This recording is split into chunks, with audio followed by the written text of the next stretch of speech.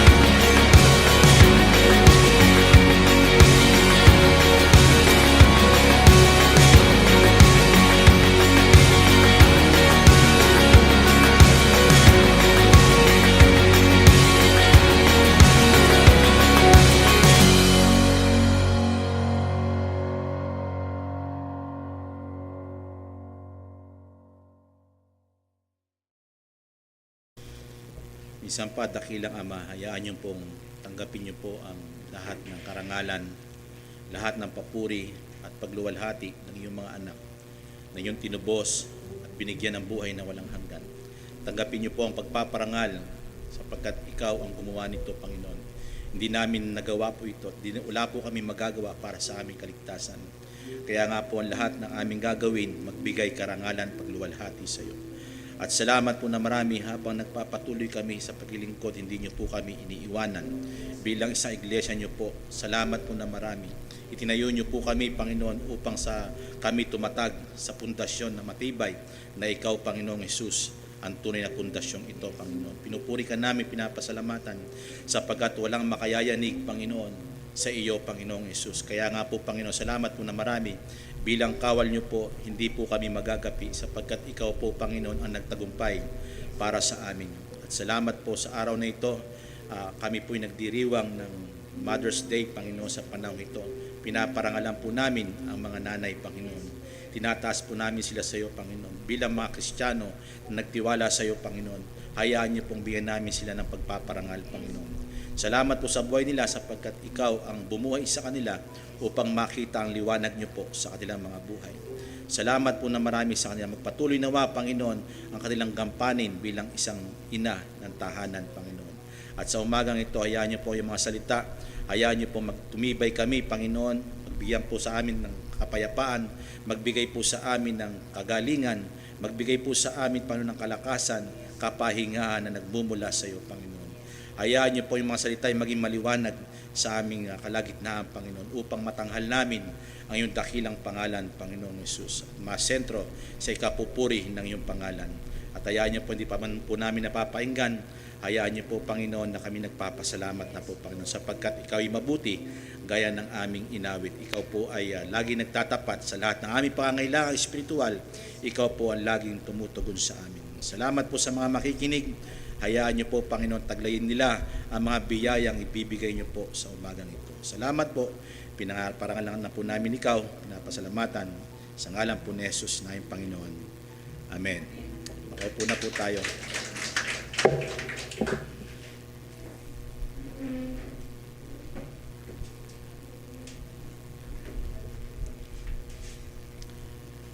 Isa po mulit pagbati sa mga nanay ng mga Kristiyano.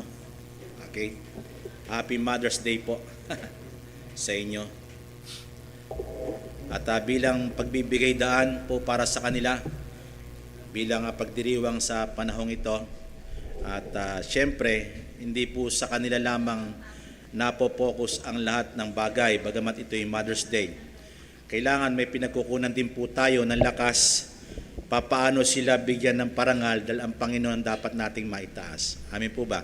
So siguro, magbubukas lang po ako ng talata para sa kanila ng mga nanay, and I hope ito yung dapat nating makita sa ating mga nanay. Okay, saan po yung mga nanay? Taas po yung mga kamay. Yan, pagpapalain kayo ng Panginoon.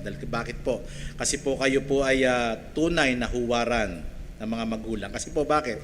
Kayo po ay mga Kristiyano. Amin po ba? Sila po yung mga tinatawag dito na liwanag sa tahanan talaga. Pero yung hindi Kristiyano, sila po'y dilim. Amen. Kaya dapat parangalan yung mga Kristiyanong mga nanay. Ang sabi po sa Kawikaan, Proverbs chapter 31, babasahin ko lang po pero hindi po natin pag-aaralan ito bilang lang po sa inyo, bigay daan, pagpaparangal sa inyo.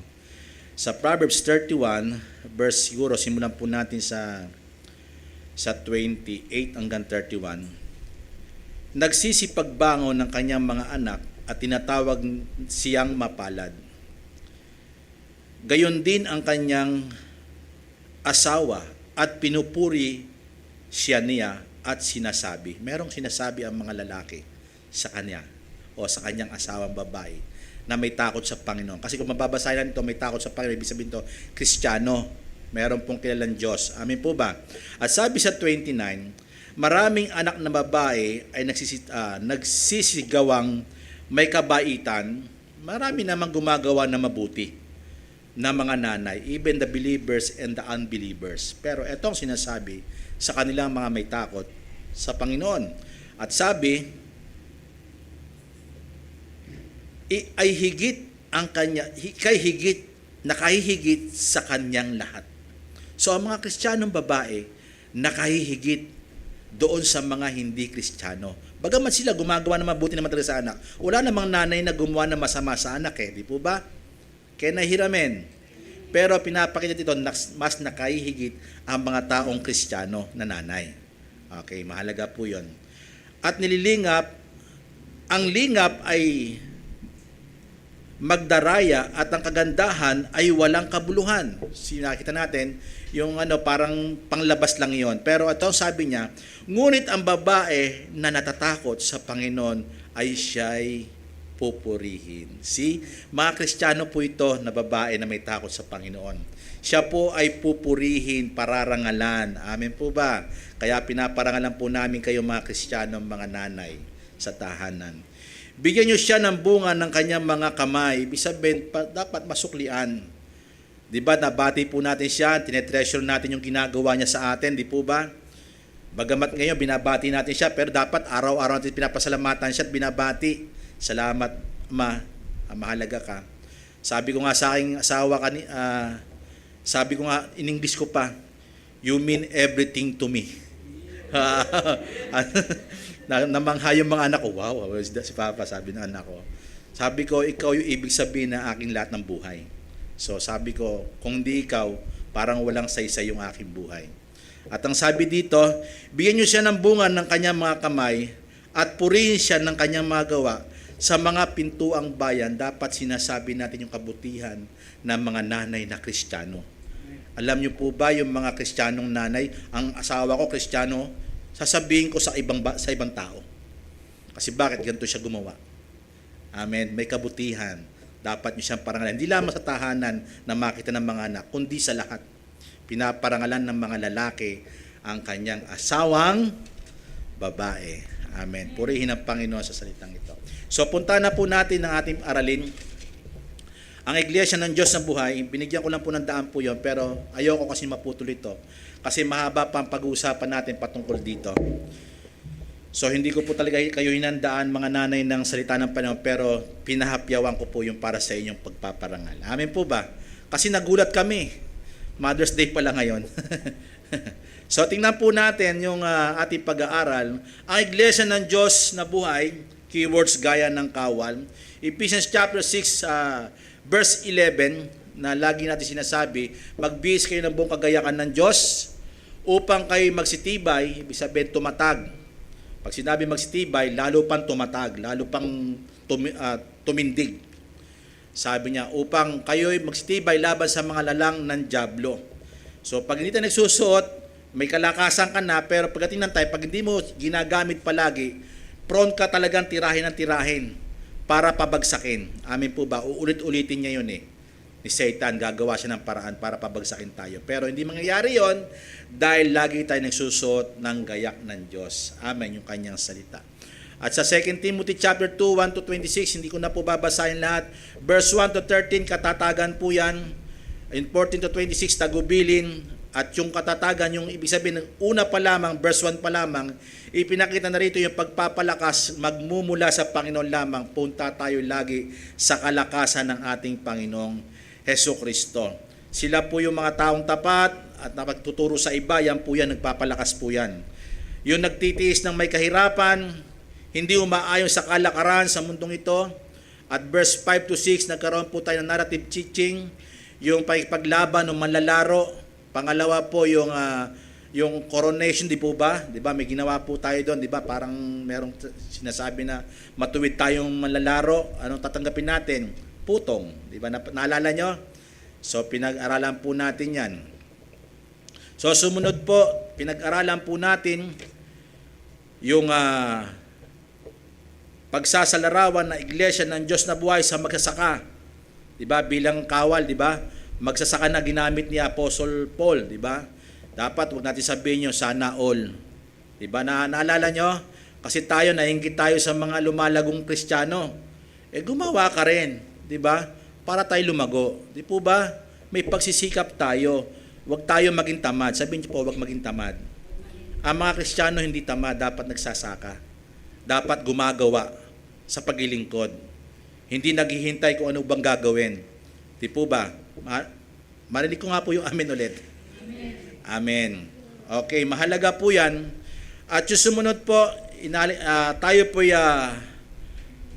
nag-aaral verse 7-13, yung sinasabing karunungan, o di ba, intelligence, understanding, knowledge, yung alalahanin mo lagi si Jesus Christ, di ba? Inulit niya ulit yung pagtitiis, di ba?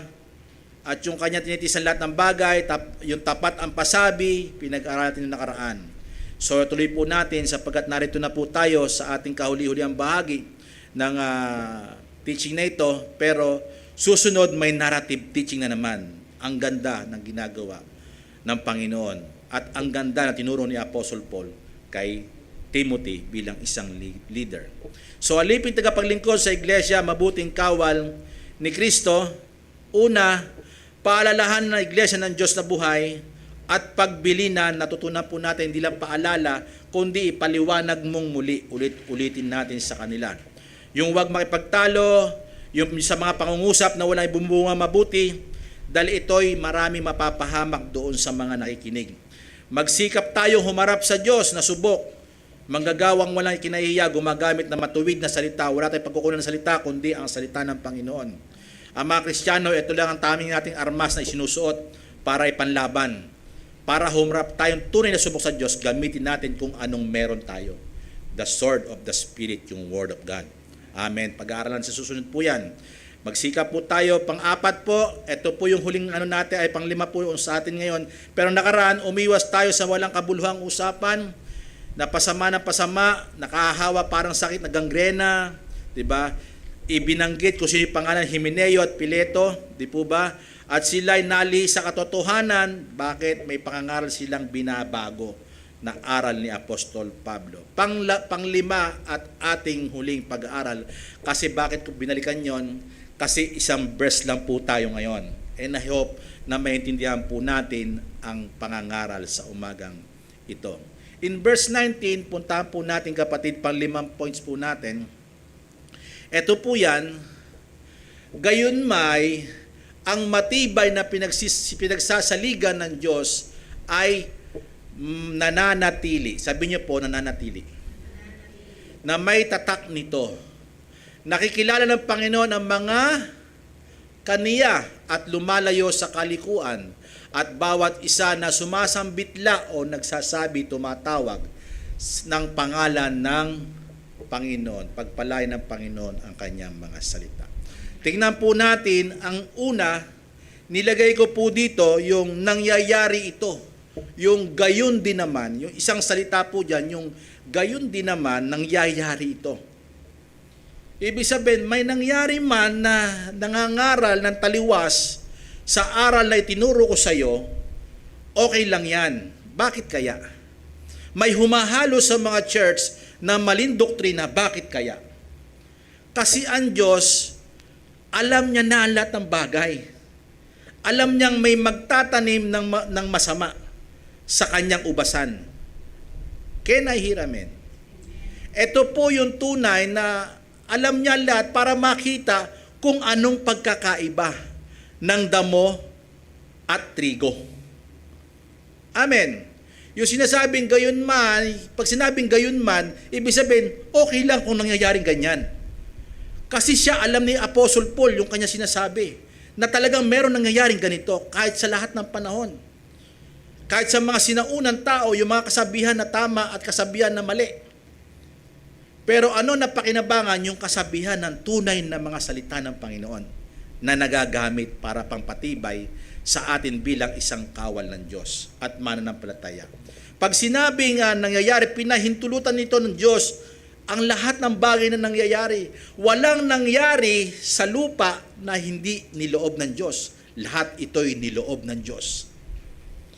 Dapat sana di wala ng Himeneo at saka Pileto. Diba? Pero bagamat ganyan na nangyari, sinasabi ni Apostle Paul, okay lang. Kasi bakit? Merong sinasabi dito si Apostle Paul na ipinapakita ang kagandahan. Sabi niyo po kagandahan. Ipinapaunawa kung anong ganda na merong mga likong mga aral. Dito kasi maihihiwalay kung sino yung dalisay at hindi. Amen. Naintindihan po. Dito pinapakita na gayon man, ang Diyos alam niya ang lahat ng bagay na nangyayari. Ibig sabihin, pinahintulutan niyo para sa kapakanan ng kanyang karangalan. Pangalawa, para doon ipakita kung sino itong mga liko at tunay na mabuti sa kanya. Okay, una, binanggit po dyan yung isang salita pa, yung gayon ginamit ko po yan, ibig sabihin, alam ng Diyos. O ibig sabihin, pinapahintulot itong mangyari. Nangyayari ito, subalit, ngunit, ano kaya?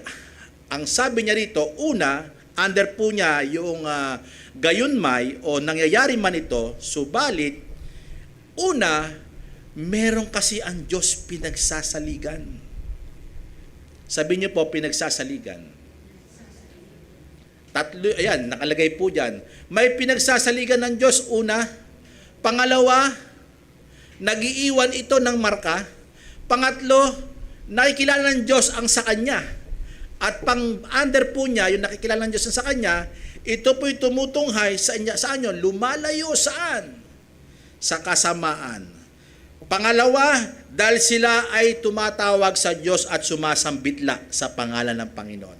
Mahalaga po yun ang ating pag-aaralan sa ngayon. Sana pakinggan nyo mabuti bakit ito nakalagay dito. Pinahintulot ng Diyos na mangyari na mayroong mga bulaang guro, bulaang propeta para ano? Makita ang tunay na uri ng bawat tao. Tingnan po natin, matibay ang pinagsasaligan ng Diyos una. Bakit kaya sinabi itong matibay? Pag sinabing matibay, merong nauna na. Merong pundasyon nang nailagay.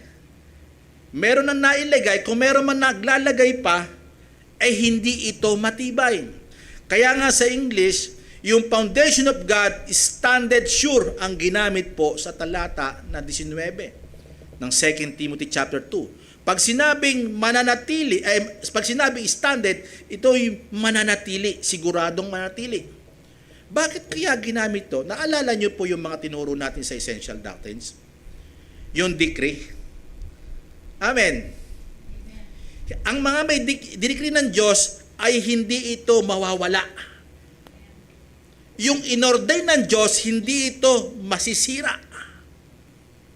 Amen. Nag-utos siya, inordain niya, ginawa niya ito, o tinalaga niya ito dahil sa kanyang foreknowledge. Amen. Dahil sa kanyang pagkaalam, buhat pa man nung una.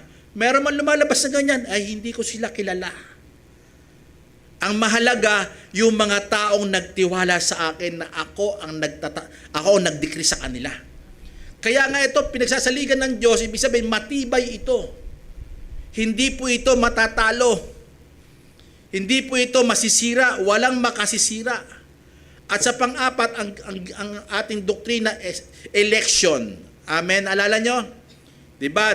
Decree, ordain, foreknowledge, at ano pa, election. Kaya siya pumili dahil alam niya na kung sino ang ililigtas niya.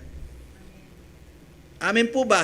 Kaya ito, merong iiwang marka sa lahat sa atin, pangunawa. Kasi kaya nga matibay ang ginagawa ng Diyos. Kasi bakit? Hindi alam ng tao talaga kung sino yung ligtas eh. Di po ba? Pero merong itong patunay sa mga bunga. Amen.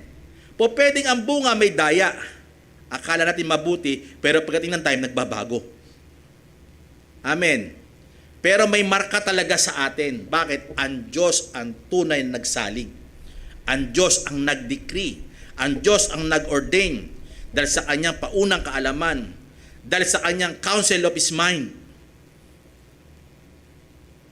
At meron pang predestination. Alam niya kung sino yung maliligtas at hindi. Dahil may layunin siya. Bakit meron nangyayari? Purpose. May layunin siya sa lahat ng tao. At higit sa lahat, ang pinakamagandang layunin niya sa mga Kristiyano ay ipakita kung anong uring napakagandang meron ito. At yung sinabing tinawag tayo, kasi pinili tayo, dapat tayong tawagin yung pangalan natin sa aklat ng buhay.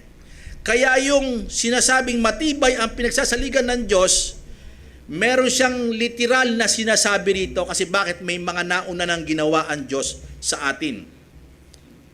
Kaya nahihiramin. Pangalawa, matibay ang pinagsasaligan ng Diyos. Pangalawa, na nag-iiwan ng bakas o marka. Sabi niyo po bakas. Pag bakas, nakakalimutan ba? Pagka marka, nabubura ba pag ang Diyos ang naglagay? Hindi nawawala, hindi nabubura kahit ano pang pambura. Kahit ang tao pa magkasala, pag nakalagay na ang pangalan mo sa aklat ng buhay, hindi mabubura. Hindi mali ang Diyos, hindi na pamali-mali ang Diyos. Laging sinasabi rito sa atin. Pag sinabi nag-iiwan ng marka, merong binabanggit kasi sa mga sumusunod na yan. Inuna ko lang sabihin yung mga decree, ordain, foreknowledge, election, purpose, ordain, diba? Yung predestination, bakit ko sinabi yung, kasi yun yung pundasyon. Hindi pa man nangyayari ang lahat ng bagay, meron ng mga pinili ang Diyos. May ginawa at utos ang Diyos para sa kanila, yung mga pinili. Makinig kayo mabuti sapagkat ito'y mahalaga yung tatak. Sabi niyo po tatak. Marka. O kaya ginamit ko dyan yung bakas. Kaya kahit saan sila tumingin, kahit saan tayo tumingin, hindi tayo masisira. Bakit? Ang Diyos ang gumawa nito sa atin. Hindi natin ito kayang gawin sa ating sarili. Kaya nga, ang pinagsasaligan nito, ang Diyos. At even dito sa context na ito, ay yung Word of God. na pundasyon na tinuro ni Apostle Paul kanino? Kay Timothy, para ito'y mapagtibay. Hindi kakayang sirain ng mga doktrinang mali. Ang gawin mo lang, iwasan mo sila. Sabi niyo po, iwasan. Kasi bakit? Tendency nun, mahaluan ng mga junk food. Yung mga aral. Kaya ang utos sa mga leaders, sa leaders po kasi ito Kay Timothy, kaya tayo mga leaders sa mga Kristiyano, dapat lumalayo tayo sa usapang walang kabuluhan. Yung mga doktrina na mali. Pag alam na natin mali, identified na yan, huwag na natin pakinggan. Hindi, Pastor, magaling naman Hindi sa galing, kundi doon sa kayamanan ng salita ng Panginoon na dapat natin pinagayaman. Kung junk food yan, hindi magaling yan. Panlupa lang ang karunungan yan. Ang philosophy niya sa lupa lang, pero ang Diyos, pag ang salita niya ay tumatag, ito yung great philosophy ng mga tunay at genuine na Christian. Ipinaglalaban, pero hindi pinakikipagtalo. Amen. Kasi pag ayaw makinig sa'yo, minsan lang yon, ayaw niyang matuto. Kasi bakit? Siya ay may pangmundong kaalaman. Amen po ba? Doon tayo iniiwas ng Panginoon. Kaya sinabi ito ni Apostle Paul kay Timothy, nag-iiwan ito ng marka o tatak. Yung tatak nito, ibig sabihin sa ating banal na espiritu na sa atin, na nagtuturo sa atin ng tamang doktrina. Sabi sa diyan, hindi tayo madadaya ng maling doktrina. Amen po ba? Pag nadadaya po ang tao ng maling doktrina, makinig kayo mabuti, hindi po siya sa Diyos. Hindi po siya nadikri sa Diyos, kasama ng Diyos na nadikri. O pinili, hindi siya kasama. Bakit? Nadaya Amen. Pero pag hindi nadadaya, ibig sabihin, matatag ang pinagsaligan na ikay kasama doon. Ibig sabihin, ikaw ay may tatak na uri na maganda na nagmumula sa Diyos. Amen. Hindi naluluko. Maraming Kristiyano ngayon naluluko, nadadaya. Sa konting bola ng salita, natangay na. Huwag tayong padadaya po doon. Kaya nahiramen. Pag alam natin na mali, huwag na. Kasi bakit? May spirit tayo ng Panginoon, may anointing tayo ng Panginoon. Alam natin ang tama at mali. Amen po ba? Pangatlo, una, matibay ang pinagsasaligan ng Diyos. Pangalawa, nag-iiwan ng bakas o marka. Pangatlo, bakit kaya nag-iiwan ng bakas? Kasi kilala ng Diyos ang sa Kanya. Sabi niyo po, kilala. Kilala ng Diyos ang sa Kanya. Okay lang mangyari yan. Kasi kilala naman ng Diyos kung sino sa Kanya Kahit mayroong false doctrines na inahahalo sa church, pero kilala ng Diyos ang sa Kanya, kaya hindi madadaya. Kasi ang Diyos mismo ang nagtuturo sa Kanya papaano siya makaiwas dito sa maling mga aral. Pero pag natatangay, hindi po talaga siya Kristiyano. Kaya kami mataas ang aking sa inyo para sabihin lumayo kayo. At even ang Biblia, totoo po ito. Kaya nagtuturo kami dito, huwag kayong basta-basta makikinig kung sino-sinong tao. Makinig kayo kasi bakit? Saan nakikinig ang mga tunay na anak ng Diyos? Sa tinig ng banal na espiritu. Pag may pangangaral, dapat suriin nyo kung galing ito sa banal na espiritu o sa masamang espiritu. Lahat tayo ng Kristiyano, makinig kayo mabuti, may kakayahan tayong makinig ng espiritual.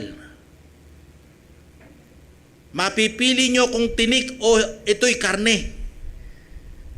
Mapipili nyo kung ito'y tinapay o bato.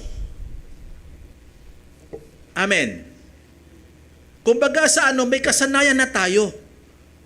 Kasi bakit? Alam ng Diyos kung sino sa Kanya, tayo sa Kanya, makinig kayo mabuti, makakatanggap pa tayo ng aral na mali, pero may tinataboy natin yung mali. Diba? Hello? Makinig kayo, minsan kami nagtuturo dito, minsan kami, hindi kami perfecto. Pero kami, minsan nadatangay kami ng emotion. Sabi niyo po, emotion. Pag sinabi niyo, may konting emotion si Pastor Don, okay lang po yun. Pwede niyo itabi yun. Pero yung dalisay na aral, huwag niyong tatanggihan. Kasi kaya nyo itong tanggapin na pakikinig na spiritual ear na meron binigay ang Panginoon sa atin. Kasi ang tunay na kumakain ng tinapay ay tunay na tinubos ni Kristo. Amen. Alam niyo yung communion, pag nagbabahabahagi tayo, di ba't nakakain natin, sinasabi ni Pastor, at ito'y sistema ng ating katawan, sino nakikinabang? Di ba tayo? Yung tunay na anak ng Diyos, ang pakikinabangan niya, pinipili niya doon sa tagapangaral. Kasi bakit? May kakayahan tayong piliin ito. Amen. Mahalaga po yung salitang iyon. At ito pong salitang ito na kilala ng Diyos ang sa Kanya. Yung pangilalim po dyan, yung katunayan na makikita, yung mga pinagsaligan ng Diyos, yung nag-iiwan ng bakas o marka, o kilala ng Diyos ang sa Kanya, mahalaga po ito, yung tatlong ito. Dahil ito'y may iiwan sa atin. Meron itong parang makikita. Sabi niyo po makikita. Tingnan po natin. Una, ang pinagsasaligan ng Diyos na matibay, standard sure, na sinasabi, na salitang set up, nakaset up ang lahat ng bagay, even yung mga may daya pa yan, may set up po yan para sa atin. Makinig kayo mabuti. Ano po yon? Yung kilalang Diyos ang mga nasa Kanya, di ba? Yung katunayan na pagpapakita sa atin, makikita natin, una, sa verse 19, kapatid, puntahan po natin yung verse 19. Una, matibay ang pinagsasaligan ng nangyayari ito, matibay ang pinagsasaligan ng Diyos, nag-iiwan ito ng bakas o tatak na sinasabi niya po dyan, nakikilala ng Panginoon sa Kanya. Bakit ito ipinakita? Dahil sa mga sumusunod na talata sa praise na huli. At lumalayo sa kalikuan. Sabi niyo po lumalayo. Ginamit niya po dyan yung salitang lumalayo, umiiwas. Ang context po niyan ay yung pangangaral na mali. Napakasamang pangangaral niyan. Yung sabi nila, may pagkabuhay na magulina, nangyari na, napakasama niyan. Kasi bakit? Ang mga Kristiyano magpapabanjing-banjing na ng panahon na yon. Di ba? Wala na palang pagkabuhay na maguli, easy-easy na lang tayo. Hindi po ganon. Kaya ang aral na yan napakasama. Kaya nga dapat mga Kristiyano ay umiiwas. Kaya nabanggit nung una, umiiwas sa mga aral na mali. Pangalawa na po dyan, yung sinasabi, umiiwas sa likong pamumuhay. Yung kasamaan ng mundo, yung nakikiayon sa mundo. Amen po ba? Kenahiramen. Huwag tayong umayo sa takbo ng mundo, kasama na po yan. Pero ang context po niyan, lumayo tayo sa mga aral na masama. Ano mang aral na idinagdag dito sa salita ng Panginoon ay masama. Kaya nga tayo nag-aaral na paano magturo eh. Yung exegesis, ipakita, ilabas ang meaning ng text.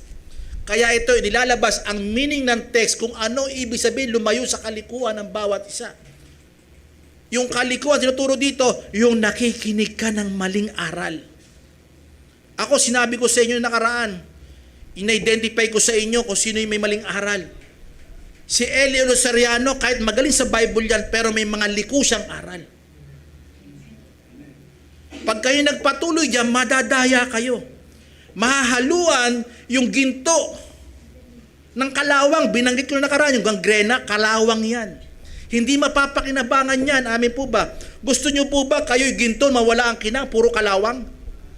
Ang pangit natin tignan. Paano tayo lalong kuminang? Yung aral ng Panginoon, pagyamanin natin. Huwag tayong makinig sa maling doktrina.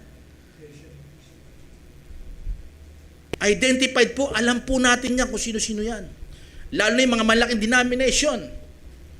Lumayo sa kanila. Ang mga liku yan eh. Lumayo sa mga kalikuan. Ang tawag po dyan, false faith. Kaya nga kalikuan yan eh. At the same time, siyempre sa mga naunang verses, lumayo sa takbo ng uri ng mundong ito. Diba? Inuna niya yan para tayo mapokus sa tunay na aral at doktrina ng Panginoon. Ang mga tao ngayon ayaw na ng mga doktrina. Ayaw na nakasalig dito sa mga salita ng Panginoon.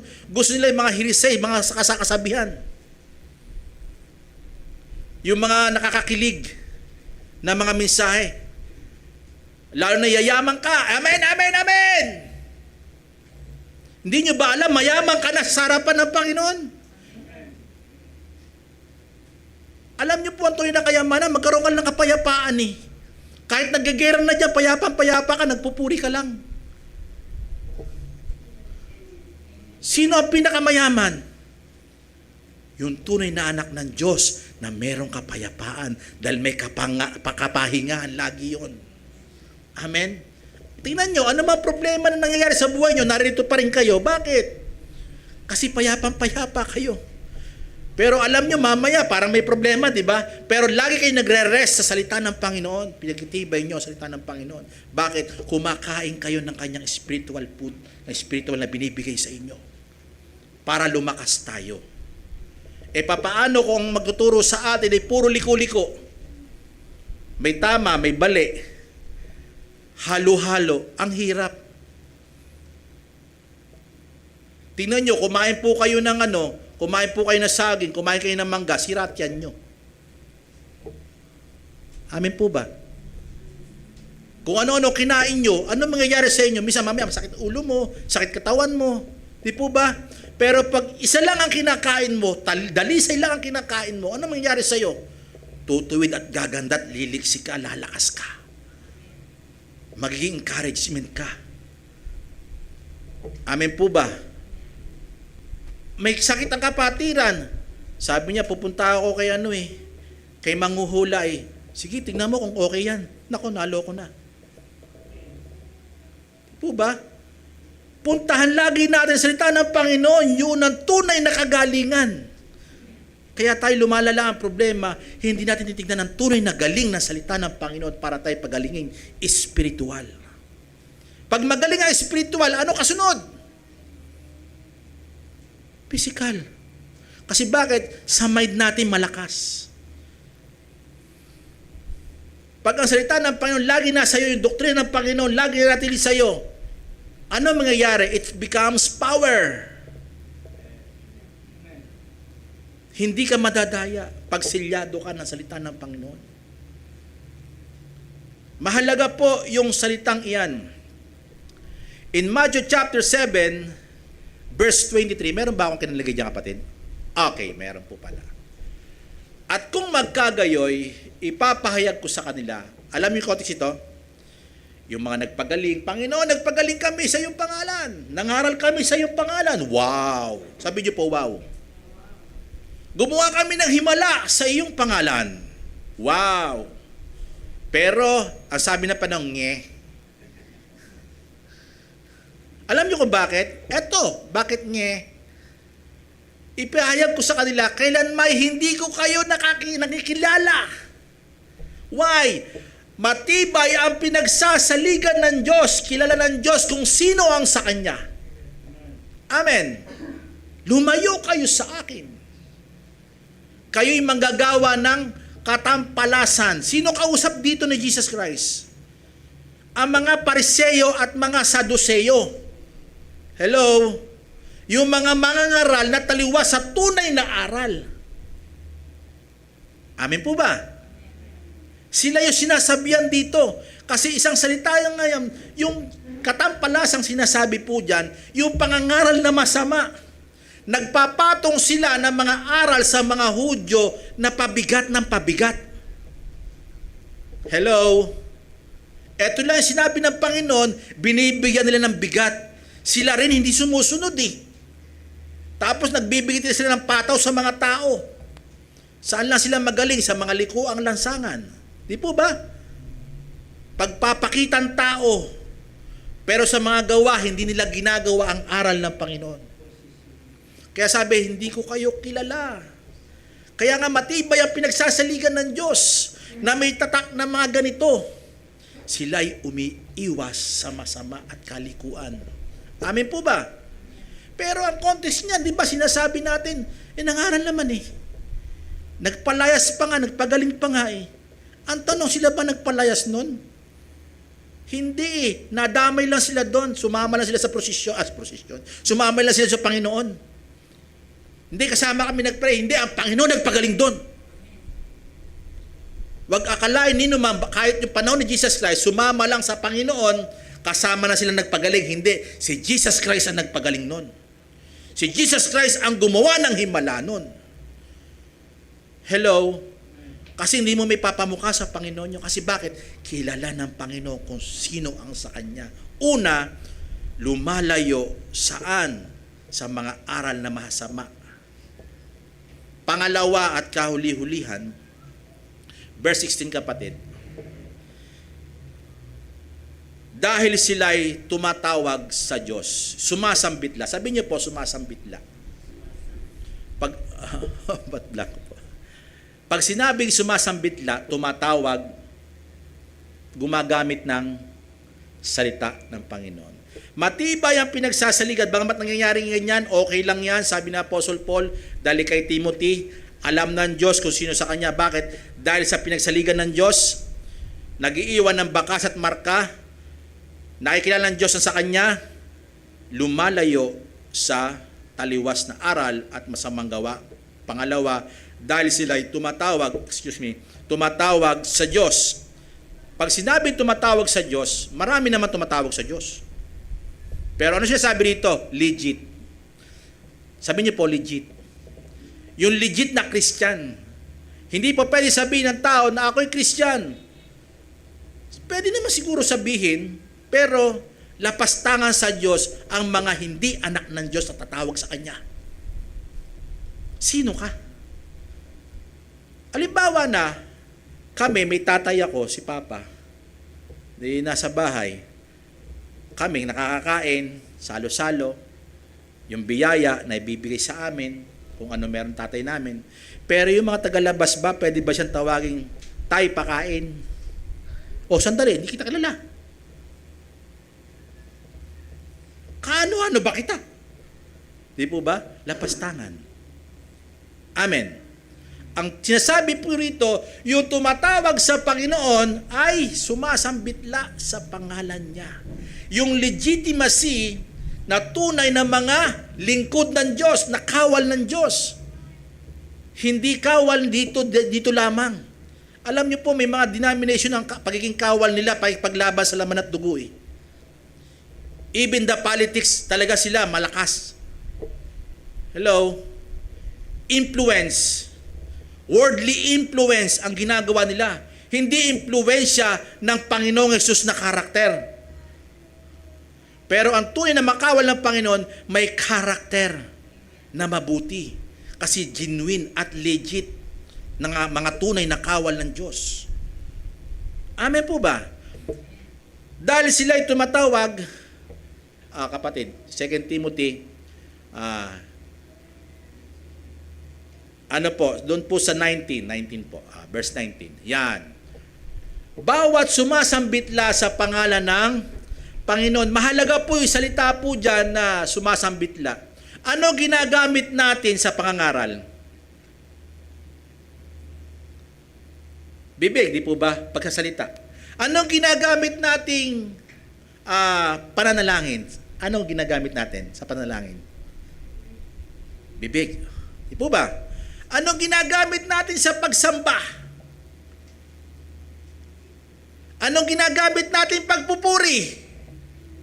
Bibig. Di po ba? Now, sasabihin ko sa inyo bakit merong itong sekreto na nakatago. Makinig kayo. Makinig kayo mabuti, ibig kayo nakikinig ngayon. Hindi lahat na nagsisimba ay sumasamba.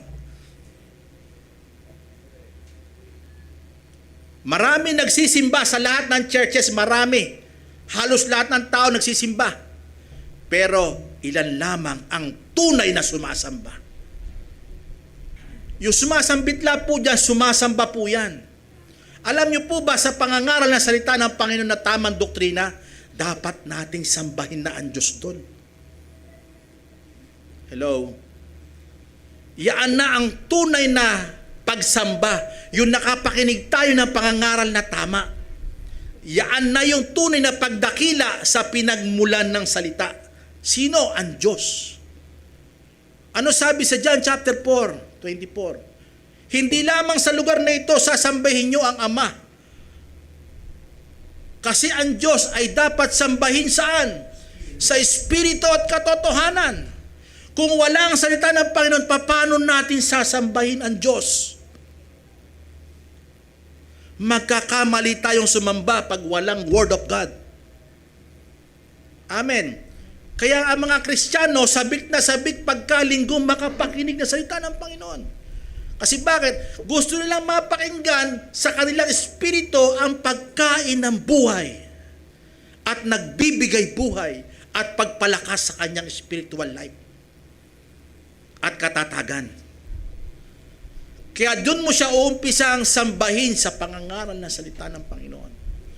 At doon ka makapanalangin, Panginoon, may pagkukulang ako, baguhin mo ako. Amen. Hindi yung tayo turo ng turo. Panginoon, baguhin mo si kapatid. Panginoon, baguhin mo yung aking anak. Ikaw muna. Ipanalangin mo ang sarili mo. Dahil nakita mo ang reflection ng salita ng Panginoon sa iyong sarili. Amin po ba? Kaya binanggit ko, hindi lahat na nagsisimba ay sumasamba. Ang tunay na sumasamba, yun lamang dinikri ng Diyos. Yung mga anak ng Diyos, inordain ng Diyos, inelect ng Diyos. Sila lamang po. Kaya sasabihin nyo, para namang pangangaral ni pastor, parang ang sakit naman. Hindi po masakit yun, napakagaan po nun. Bakit po? Iyon ay totoo. Doon lamang nalulugod ang Diyos kanino? Sa mga pinili. Yung sumasambitla sa pangalan ng Panginoon. Pero yung bandang huli, di ba? Sumambitla rin naman sila eh. Panginoon, Panginoon, kami nangaral, kami ay nag-ano, pero hindi ko kayo kilala. Lumayo kayo sa akin. Di po ba? Ang bigat, di ba? Pero sa ating mga Kristiyano, napakagaan. Bakit? Ito'y pure grace. Ito'y napakataas ng antas na biyaya. Hindi tayo karapat-dapat. Nakalalapit tayo, nakakasambitla tayo ng papuri sa Panginoon. Bakit? Siya ang nag-umpisa ng fellowship na ito. Yung sumasambitla, ito'y tunay na mananambahan sa Diyos. Tunay na naglilingkod sa Diyos. Sabi niyo po, naglilingkod. Hindi po ito yung binanggit natin na hindi sila pakitang tao. Ginagawa nila dahil sa Panginoon. Dahil gaya sa Panginoon. Ang hinahalin tulad dito, pinapakita si Jesus Christ kung paano naglingkod. Amen. Nandiyan si pastor, kailangan magsimba ako. Hindi ka totoong sumasamba niyan. Kasi very personal ang pagsamba sa Diyos. Hindi yung po, kasi naandyan yung kaibigan ko, kaya ako sasamba eh. Hindi ka makasasamba. Dapat sinasabi mo, dahil andyan ang salita ng Panginoon, makasasamba ako sa Diyos. Pupunta ako dyan. Amen? Kung hindi dahil dyan, wag na lang. Kung hindi tinataas si Jesus Christ, wag na lang. Ganon dapat ang thinking natin. Ano yan? Sinasabi, sumasambitla, naglilingkod na totoo sa Diyos. Tunay na mananampalataya. Sabi niyo po, tunay na mananampalataya. Yung sumasambitla sa pangalan ng Panginoon, sila yung binigyan ng biyaya ng pananampalataya. Ano po sabi sa Hebrew chapter 11 verse 6? Nilagay ko lang po ito, wala po dyan. Kinuha ko po ito sa ESV. Ever withdraw, and without faith, it is impossible to please Him. ESV. For whoever would draw near to God must believe that He exists and that He rewards those who seek Him. Makinig kayo mabuti, uunti-untiin po natin. Para maintindihan nyo po yung faith. Kasi ito regalo. Sabi niyo po regalo. Yung sumasambit lang sa Panginoon, regalo po itong faith. Bakit tayo nakatatawag sa Kanya? Pag hindi tayo narigaluhan, hindi natin kayang sumamba sa Diyos. Ang tao hindi po pwedeng magbigay lugod sa Diyos kung walang pananampalataya. Amen.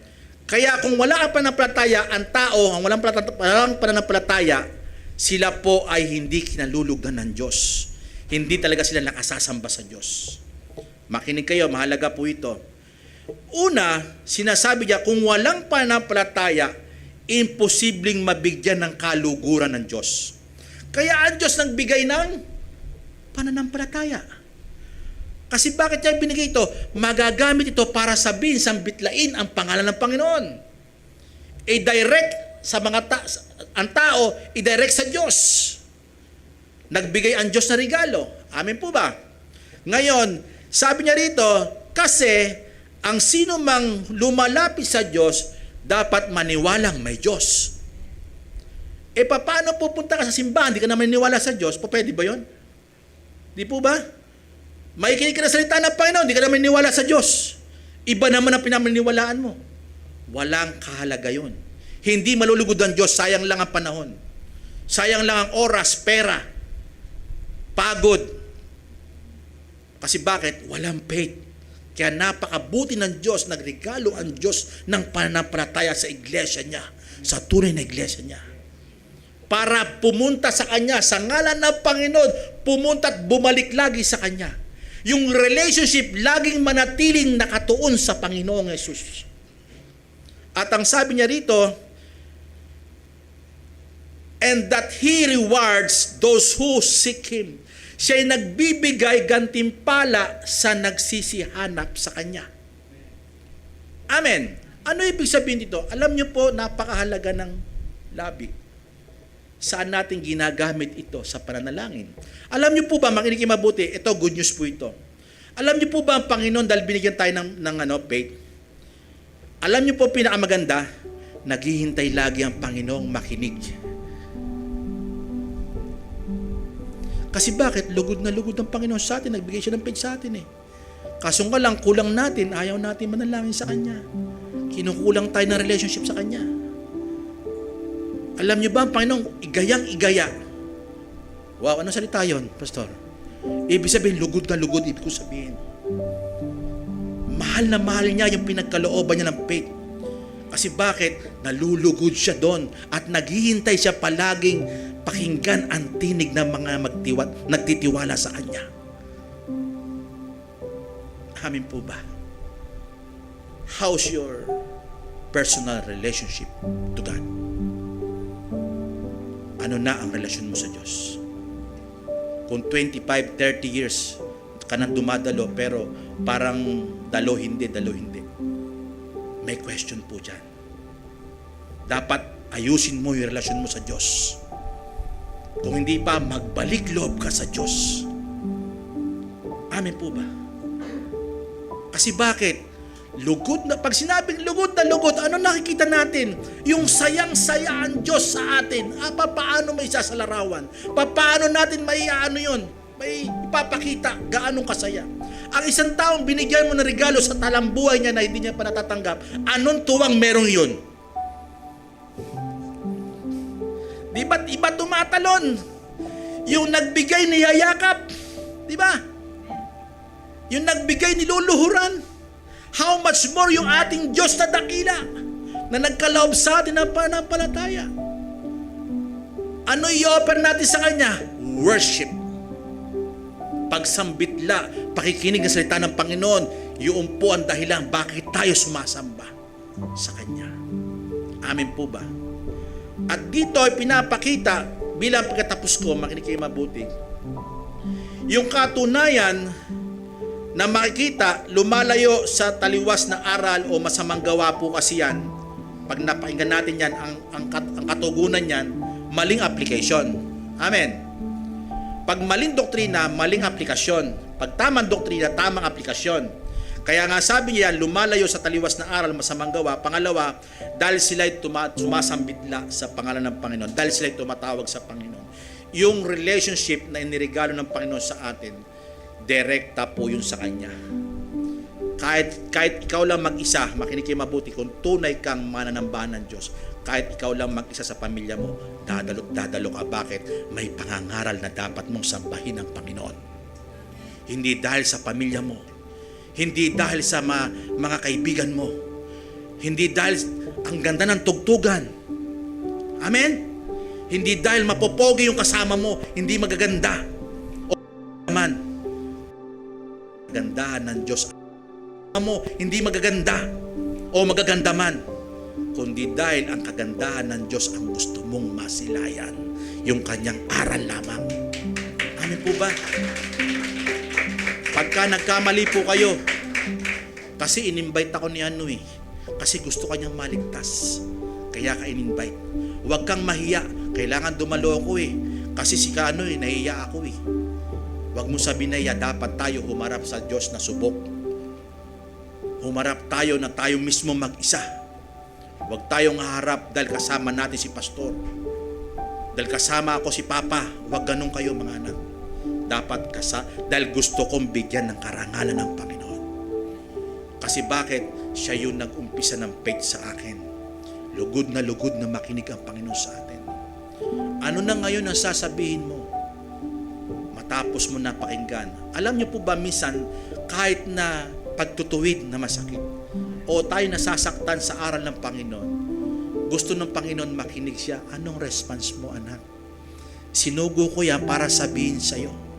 Kaya ang pangangaral, very personal sa'yo yan. Huwag mo sabihin kay ano, o sa'yo. Personal mo yan. Personal mo yan, kaya ka nakapakinig. Kasi darating ang time, yaan yung magbubunga sa buhay mo. Kung paano mo yan tinanggap, kung nadilig ba yan sa iyo, nadiligan ba yan yung pangangailangan mo, natighaw ba yung uhaw mo para hanapin ang Panginoon, o nakita mo na siya, parang binaliwala mo, nakita mo na yung ayos mo, mali, tapos hindi ka nagpatuwid, isinisi mo pa sa nangaral, isinisi mo pa sa Christian mong kapatiran. Ano mangyayari sa iyo? Panghihinaan mo ng loob. Amen po ba? Kaya ang salita ng Panginoon, very personal yan sa lahat ng mga Kristiyano. Amen. Very personal. Ibig sabihin, pag nakapakinig ka, dumirekta ka sa Panginoon. Panginoon, tama po siya. Kung tama, Panginoon, paumanhin po, patawad po. Hindi naman sa lahat ng pagkakataon, puro masakit Ay, salamat po. Nagagawa ko na po yung Panginoon. Sana magpatuloy pa ako. Diba? Naway, lagi ako magpatuloy sa kalakasan niyan dahil meron na po ako niyan. Amen po ba? Sa pagkakataong ito, nawa, naiintindihan nyo, ang tunay na pagsamba ay regalo ng Diyos. Kasi ang pananampalataya ay regalo ng Diyos. Ang lahat ng mga nangangaral, regalo ng Diyos. Kaya ang dami nangangaral ngayon, hindi regalo ng Diyos Kaya mali-mali ang pangangaral. Amen po ba? Minsan kukontrahin pa yung mga tamang doktrina. Amen po ba? Puro prosperity, puro ganun. Diba? Hindi, tamas ganun. Hindi na ipagtalo. Kaya dito makikita natin ang karangalan ay yung sumasambitla sa pangalan ng Panginoon. Doon nalulugod ang panang. Bakit? Hindi ka makasambitla kung hindi ka niregaluhan. Si Timothy, siya ay niregaluhan ng Diyos ng banal na Espiritu at pananampalataya. Amen. Kaya itong sulat ito, even ito'y sinulat para kay Timothy dahil para doon sa nasasakupan ni Timothy at gayon din naman sa atin bilang church at iglesia ng Diyos na buhay at kawal na mandirigma ng Diyos. Lumalayo, umiiwas saan? Sa maling doktrina. At dahil yan, pinagmumula ng pagkatalo. Amen po ba? Sa umagang ito, naway pinagpala po tayo at nakasamba po tayo sa Diyos na buhay. To God be all the glory.